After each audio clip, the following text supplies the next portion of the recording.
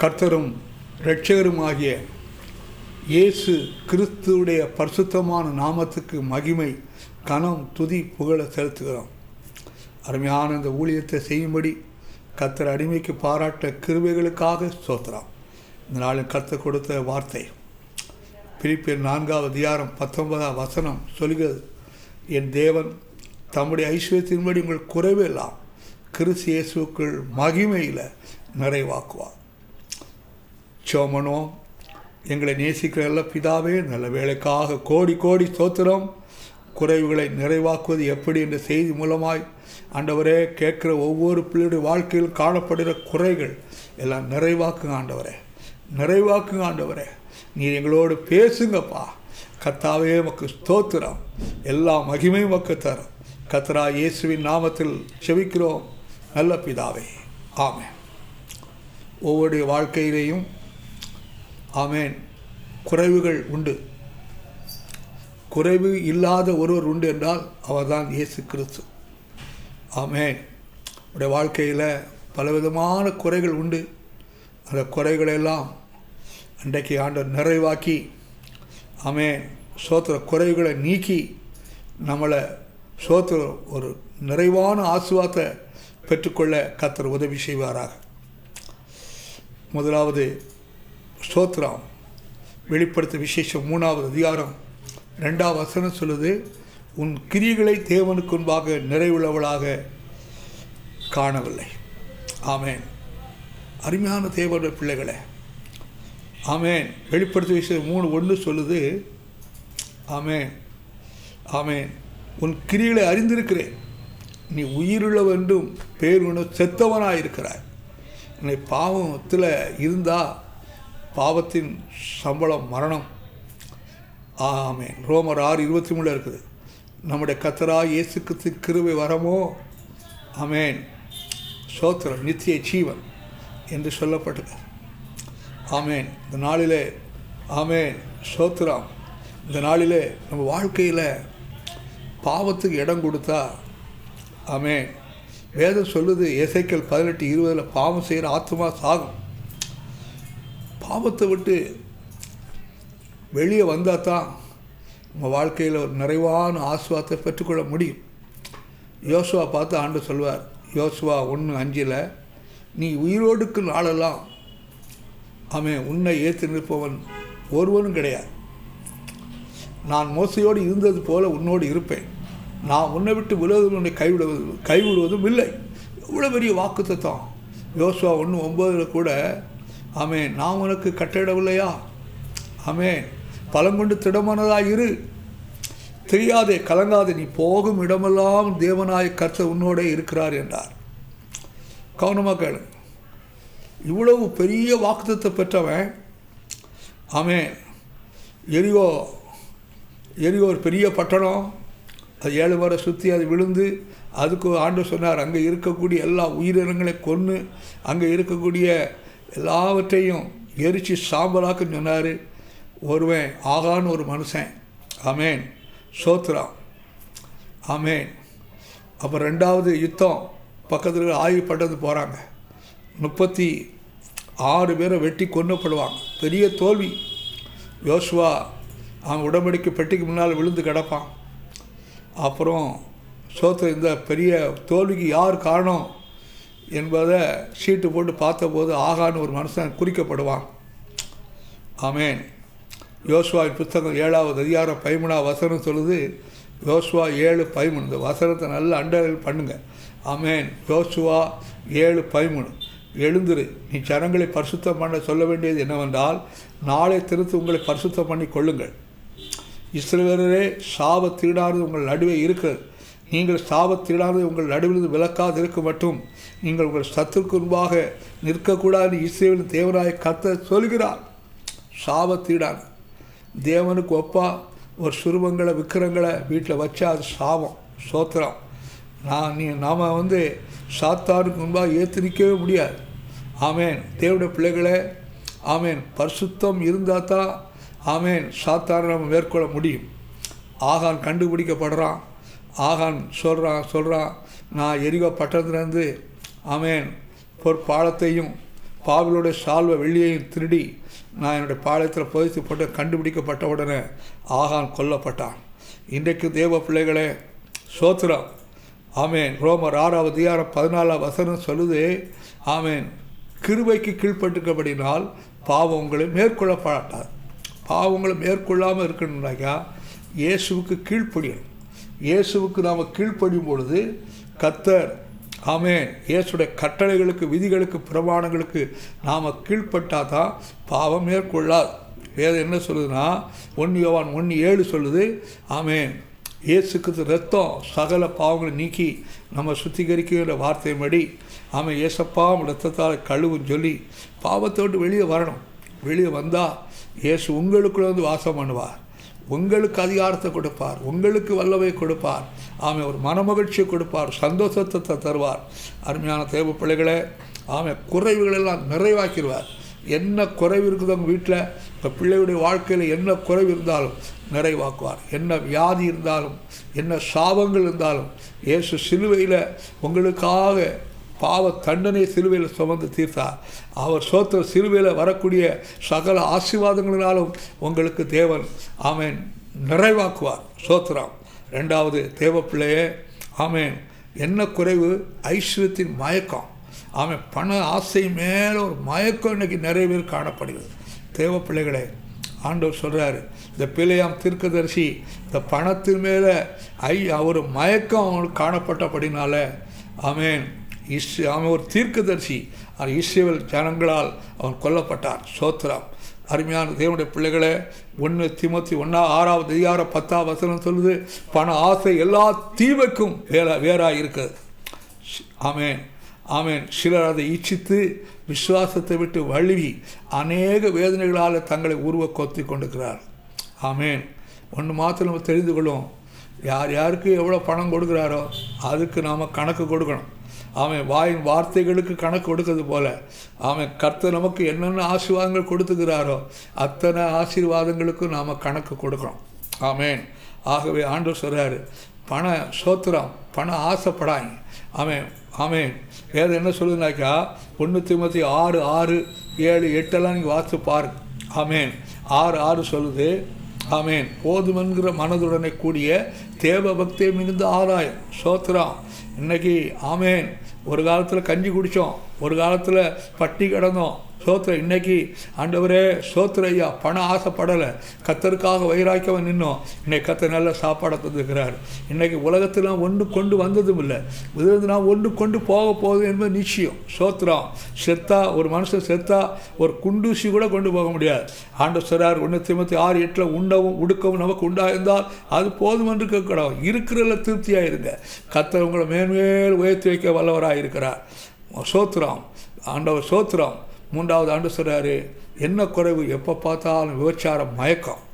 எப்போ பார்த்தாலும் விபச்சார மயக்கத்தில் சாத்தான் கொண்டு வருவான். சிந்தையில் தான் பாவம் தொடங்கும். சிந்தையை காத்துக்கொள்ளும் கெட்ட குமாரன். ஆமேன். லூக்கா 15:14 அவன் குறைவுபட தொடங்கிறான். சோத்திர 15:17 அவன் புத்தி தெளிந்தது. பாருங்க, அவன் எங்கே இருந்தான்? மேன்மையான இடத்துல தகப்பனோடு இருந்தான். இளைய குமாரன் சுதந்திரவாளியாக இருந்தான்.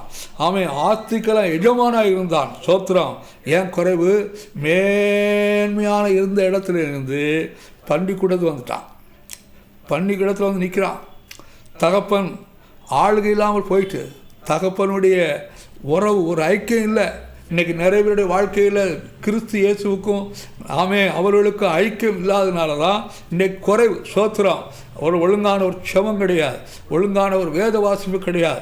ஒழுங்காட்டு நம்ம வேத வாசித்து செவம் பண்ணி பாருங்கள், கர்த்தர் குறைவுகளை எல்லாம் நிறைவாக்குவார். சோத்திரம். ஆமேன். சோத்திரம். அவனுக்கு ஒரு சிற்றின்ப ஆசை வந்துச்சு, எல்லா தகப்பனுடைய ஆசையெல்லாம் அழித்து போட்டான். தேவ பிள்ளையே, இன்றைக்கி அந்த பண்ணி கூட்டத்துலேருந்து மனம் திரும்புகிறான். எங்கள் அப்பா வீட்டில் வேலைக்காரனுக்கு கூட பூர்த்தியான சாப்பாடு உண்டு. நீங்கள் யார்? வேலைக்காரன் கிடையாது. நீங்கள் யார்? அவருடைய பிள்ளை. அவருடைய சுதந்திரவாளியாக கர்த்தர் மாற்ற விரும்புகிறார். அவருடைய ஸ்தோத்திரம் எல்லாவற்றுக்கும் எஜமானா எல்லா நோய்களுக்கும் எஜமானவங்களை மாற்ற விரும்புகிறார். எல்லா பிசாசுகளுக்கும் நீங்கள் எஜமானா மாற விரும்புகிறார். சகல ஆசீர்வாதத்தில் நிரப்பப்பட்டு உங்கள் குடும்பம் ஒரு ஆசீர்வாதமான குடும்பமாக இருக்க வேண்டும் என்று தேவன் விரும்புகிறார். நீங்கள் கடன் தொல்லையோட நெருக்கத்தில் பாடுகளுக்குள்ள ஒரு ஆசீர்வாத குறைச்சலோடு இருக்கிறதுக்காக தேவன் உங்களை அழைக்கல. உங்களை உயர்த்தி வைத்து ஆண்டவர் உங்களை நிச்சயமாகவே நான் ஒன்று ஆசீர்வதிக்கவே ஆசீர்வதித்து உன்னை பெருக பண்ணுவேன். ஆமென். எபிரேயர் 6:7 இருக்குது. ஆமென். ஸ்தோத்திரம். ஆபிரகாம் ஆமென் வாக்குத்தத்தங்களை விசுவாசித்து ஆமென் ஆபிரகாம் ஆமென் 6:7 வாசி 6:7 ஆமென். எபிரேயர் 6:7 6:15 எபிரேயர் 6:15 ஆமென். எபிரேயர் 6:15 அந்தபடியே அவன் பொறுமையாய் காத்திருந்து வாக்குத்தத்தம் பண்ணப்பட்டதை பெற்றான். 6:14 சொல்லுது, நிச்சயமாகவே நான் உன்னை ஆசீர்வதித்து உன்னை பெருக பண்ணேன். அப்படி உயர்த்துற கர்த்தர். ஆமென். இன்னைக்கு நிறைவேற வாழ்க்கையில் பின்மாற்றம். வெளிப்படுத்த விஷயம் 2:4 சொல்லுது, ஆனால் நீ ஆதில் கொண்டு அன்பை விட்டாய் என்று உன் பேரில் குறை உண்டு. ஸ்தோத்திரம். ஆமென். அன்பு இருந்தால் தான் காலையில் எழுந்து ஜெபிக்க முடியும். அன்பு இருந்தால் தான் வேதத்தை வாசிக்க முடியும். அவரோடு உறவு அவருடைய பிரசன்னத்தை ஏங்கினா தான் அவரோடு கூட ஐக்கியப்பட முடியும். தேவப்பிள்ளையே திராட்சை ரசம் குறைவுபட்டுச்சு. மரியாள் சொன்னாள், திராட்சை ரசம் இல்லை. சோத்ரா ஆண்டவர் என் வேலை இன்னும் வரல என்று சொல்லி அப்புறம் 6 கச்சாடியில் தண்ணியை ஊற்றி அது திராட்சை ரசமாக மாற்றினார். குறைவை நிறைவாக மாற்றினார். என்ன குறைவு உங்கள் வாழ்க்கையில் இருக்குதோ இயேசுக்கிட்ட போங்க. அன்னை யூதாஸ் காரியத்து 30 வெள்ளிக்காசை வாங்கி இயேசுவை காட்டி கொடுத்தான். அவன் நேர இயேசுகிட்ட வராதனால அவன் ரட்சிப்பட நேரம் அவன் யார்கிட்ட போனான், பிரதான ஆசாட்ட போகிறான். 30 வெள்ளிக்காசை வீசிட்டு 4 கொண்டு செத்தான். ஆனால் பரபாஸ் அப்படி கிடையாது. சரித்திரம் சொல்லுது, பரபாஸ் நேர சிலுவை நோக்கி ஓடினான். இயேசுவை நோக்கி பார்த்தான். அவன் பயங்கர ஒரு கொலை செய்தவன் தான். துன்மார்க்கமாக வாழ்ந்தவன் தான். அவன் மனம் திரும்பி அவன் ரட்சிக்கப்பட்டான் என்று சரித்திரம் சொல்லுது. தேவப்பிள்ளையே இன்றைக்கு மனம் திரும்பு. ஆமென். சோத்திரம். யோவான் எழுதின 1 யோவான் 2 அதிகாரம் 4 வசனம் 5 வசனத்தை நல்லா வாசித்து பாருங்கள். அங்கே சொல்லப்பட்டிருக்கிறது. சோத்திரம். அவரை அறிந்திருக்கிறோம் என்று சொல்லியும் அவருடைய கட்டளைகளை கைக்குள்ளாத பொய்யனாக இருக்கிறான். அவனுக்கு சத்தியம் இல்லை. 2:5 சொல்லுது, அவருடைய வசனத்தை கைக்குள்ளவர்களுக்கு தேவ அன்பு மெய்யாய் பூர்ணப்பட்டிருக்கும். நாம் அவருக்கு இருக்கிறோம் என்பதை அதனால் அறிந்திருக்கிறோம். வசனத்தை எவ்வளவுக்கு நீங்கள் படிக்கீங்களோ, எவ்வளவு நீங்கள் அதை வாசித்து மனப்பாடம் பண்ணுறீங்களோ அந்த அளவு உங்கள் வாழ்க்கையில் ஆண்டவரோடு உள்ள ஐக்கியம் பெருகும். கர்த்தர் கொடுக்குற ஆசீர்வாதம் உங்களுக்கு பெருகும். உங்களுடைய குறைவெல்லாம் நிறைவாய் மாறும். 1 கொரிந்தியர் 13:10 சொல்லுது, நிறைவானது வரும்பொழுது குறைவானது நீங்கி போகும். தேவ பிள்ளைகளே ஆண்டவர் சொல்கிறாரு. சோத்திரம். சங்கீதங்கள் புத்தகம் 51:12 ஆண்டவர் அந்த சோத்திரம் தாவீது ஜெபம் பண்ணுறான். ஆண்டவரே ரட்சிப்பின் சந்தோஷத்தை எனக்கு திரும்பத்தார். ரட்சிப்பின் சந்தோஷத்தை திரும்ப எனக்கு தந்து உற்சாகமான ஆவியனை தாங்கும்படி செய்யும். எல்லா தாவீதுடைய பாவத்தை மன்னிச்சு அவனுக்கு ரட்சிப்பின் சந்தோஷத்தை தேவன் கொடுத்தார். இன்றைக்கு தேவ பிள்ளைகளே 1 கொரிந்தியர் 1 அதிகாரம் 9 வசனம் சொல்லுது, தம்முடைய குமாரன் அநேக 1 கொரிந்தியர் 1 அதிகாரம் 9 வசனம், தம்முடைய குமாரனும் நம்முடைய கர்த்தருமாய் இருக்கிற இயேசு கிறிஸ்துவுடனே ஐக்கியமாக இருக்கிறதுக்கு உங்களை அழைத்த தேவன் உண்மை உள்ளவர். இயேசு கிறிஸ்துவோடு நல்ல ஐக்கியம் கொள்ளுங்கள், நல்ல செவியுங்க. கர்த்தர் உங்கள் வாழ்க்கையில் எல்லா குறைவையும் மாற்றி போடுவார். சோத்திரம். ஹல்லேலூயா. இன்றைக்கு நிறைவேறிய வாழ்க்கையில் பிசாசுகள் துரத்த சாத்தான் குடும்பங்களில் கொண்டு வரக்கூடிய வியாதிகளை, பலவீனங்களை, தரித்திரங்களை, நெருக்கங்களை, வீணான செலவுகளை, குடும்பங்களில் காணப்படுகிற ஒருமுறைப்பாடை குலைக்கிற ஆண்டவரை ஆவிகளை ஈர்த்திருக்க பலன் இல்லை. சோத்திரம். மத்தேயு 17 அதிகாரம் 19 வசனத்தை வாசித்து பாருங்கள். அங்கே ஆண்டவர் சொல்கிறார். சோத்திரம். மத்தேயு 17:19 சோத்திரம். அப்பொழுது சீசர்கள் இயேசுவிடத்தில் தனித்து வந்து அதை துரத்திவிட எங்களால் ஏன் கூடாமல் போயிட்டேன்னு கேட்டார். கவனமாக கேளுங்க. சோத்திரம். பிசாசை துரத்த 9 சீசர்களால் முடியாமல் போச்சு. சோத்திரம். ஏன்? சோத்திரம். வல்லமை குறைவு, செபம் இல்லை. ஆண்டு சொல்கிறாரு, இன்றைக்கு உன் குறைவு நிறைவாக வேண்டுமானால் வேதம் என்ன சொல்லுன்னா, பிசாசை துரத்தணும். அதான் கிறிஸ்தவ வாழ்க்கை. உலகத்தானுக்கு எந்த போராட்டம் வராது. உலகத்தான் நரகத்து நேரம் போயிட்டுருக்குறான், ஆனால் நாம் பல்லவத்து நேரம் போயிட்டுருக்குறோம். நமக்கு தான் சாத்தான் பலவிதமான கண்ணிகளை வைப்பான். அதற்கு தான் ஆண்டவர் சொல்கிறாரு, மத்தேயு 10:1, லூக்கா 9:1-2, சகல பிசாசை துரத்தவும் சகல நோய்களையும் சகல வியாதி குணமாக்கவும் உங்களுக்கு அதிகாரம் கொடுத்துக்கன்னு சொல்கிறார். அதிகாரம் கொடுத்துக்கிறார், வல்லமை கொடுத்துக்கிறார். சோத்திரம். வேதம் என்று சொல்லுது, இந்த பிசாசை துரத்துவதற்கு ஆண்டு சொல்கிறாரு மத்தேயு 17:21, இந்த சாதி பிசாசு உபவாசத்தினாலும் ஜெபத்தினாலும் வேண்டி அதை உங்களை விட்டு புறப்பட்டு போகாது. செவமன் அல்ல, உபவாசம் போடு, அவன் குறைவெல்லாம் நிறைவாக்குவார். வேதம் சொல்லுது விசுவாச குறைவு. நிறைவுடைய வாழ்க்கையில் விசுவாச குறைவு இருக்கிறதுனால அவங்க ஒன்றும் பெற்றுக்கொள்ள முடியல. சோத்திரம். ஆமே. மார்க்கு 6:5-6 வாசிப்பாரு. மார்க்கு 5:6 அங்கே அவர் சிலர் நோயாளிகள் மேல் கைகளை வைத்து அவளை குணமாக்குவது அன்றி வேறு ஒரு அற்புதமும் செய்யக்கூடாமல் அவருடைய அவிசுவாசத்தை குறித்து ஆச்சரியப்பட்டு கிராமங்களை சுற்றி திரிந்து உபதேசம் பண்ணினார். தேவனுடைய பிள்ளைகளே, ஆமேன். யோவான் 8:34. அவிசுவாசம் நமக்குள்ளே இருந்தால் வாழ்க்கையில் கத்துறதுக்கு ஒரு காரியத்திலும் பெற்றுக்கொள்ள முடியாது. யோவான் 8:34 சொல்லுது, ஆமேன், நானே அவர் என்று நீங்கள், ஆமேன், சோத்ராம். யோவான் 8:34 சொல்லுது, பாவம் செய்கிற எவனும் பாவத்துக்கு அடிமையாக இருக்கிறான் என்று மெய்யாக உங்களுக்கு சொல்கிறேன். தேவ பிள்ளைகளை, பாவம் செய்கிறவன் அவிசுவாசி. ஆமேன், அவிசுவாசி. ஆமேன், சோத்திரம். உங்களுக்குள்ள வசனம் இருக்குதா? ஆமேன், அவர் சோத்திரம். ஆமேன், சோத்திரம். ஆண்டவர் சொல்கிறாரு, தீத்து புத்தகம் 1:16 வாசிப்பார். தீத்து 1:16. ஆமேன், சோத்திரம். ஆமேன், தீத்து 1:16. அவர் தேவனை அறிந்திருக்கிறோம் என்று அறிக்கை பண்ணுகிறாள், கிரியைகளினாலேயோ அவரை மறுதளிக்கிறாள். அவள் அருவறுக்கப்படத்தக்க அவள் கீழ்ப்படியால் எந்த நற்கிரி செய்ய ஆகதமாக இருக்கிறார்கள். இன்றைக்கி சோத்திரம் எல்லா சபைகளிலேயும் இன்றைக்கி சோத்திரம் அவிசுவாசி இருக்கிறாங்க. இன்றைக்கி தேவ பிள்ளை, நீ விசுவாசியாக இருக்கிறாயா?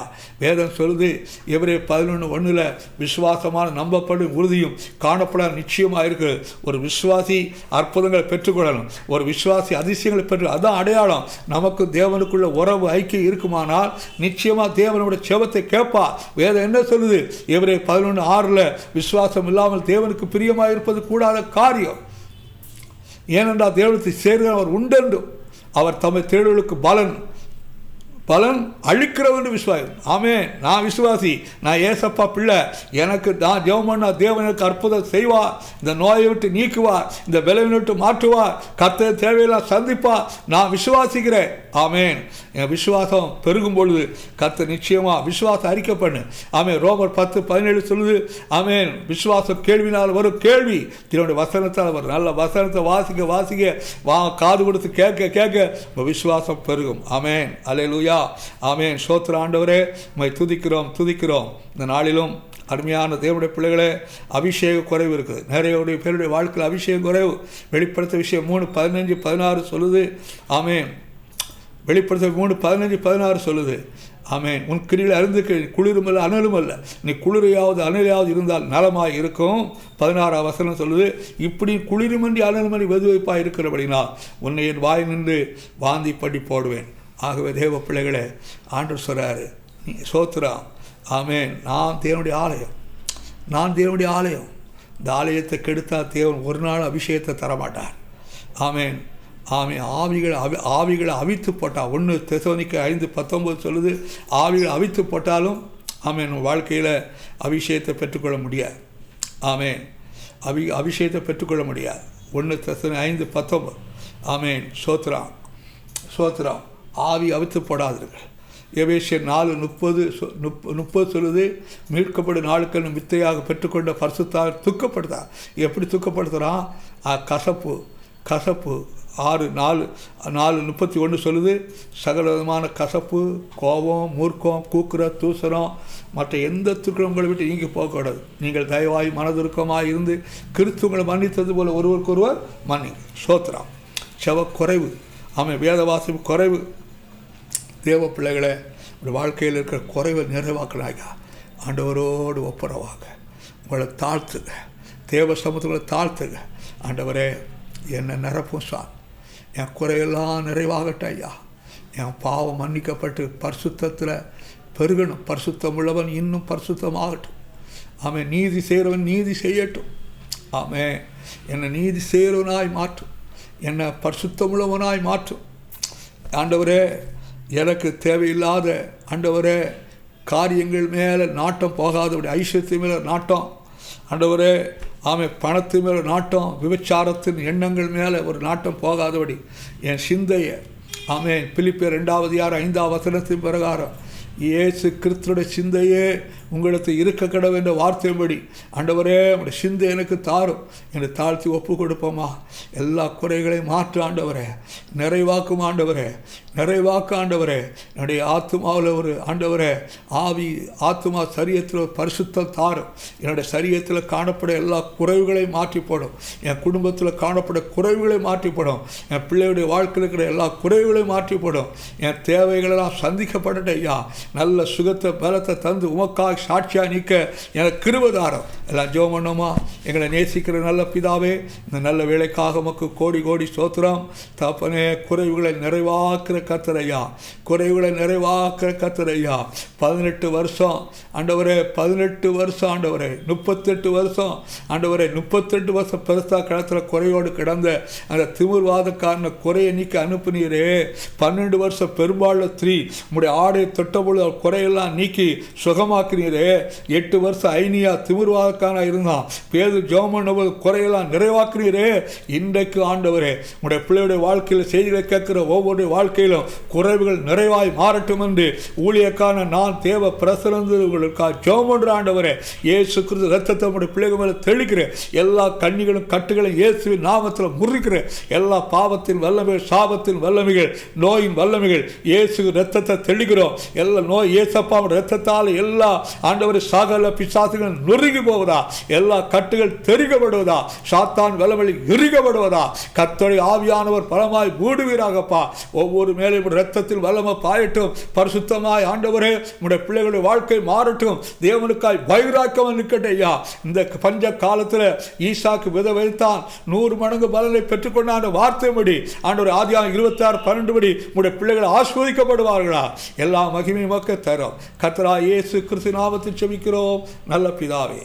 ஆமென், ஆமென், ஆமென்.